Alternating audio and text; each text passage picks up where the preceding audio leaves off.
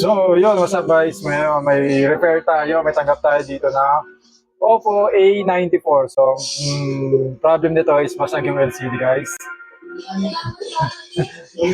So, natin ng LCD. So, AMOLED display to dahil walang pang original na pampalit si client, walang budget. So, ilalagay lang natin dito is yung Class A lang guys. Ito lang. So, yun guys, try na natin to bago try ito ng iba. Let's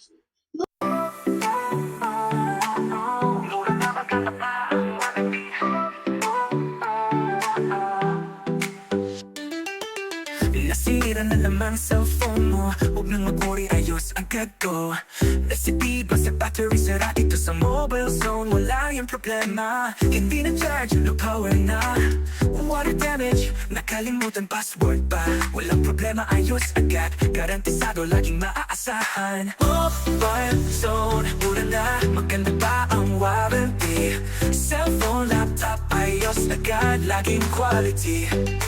Mobile zone, mabilis, maayos ang serbisyo.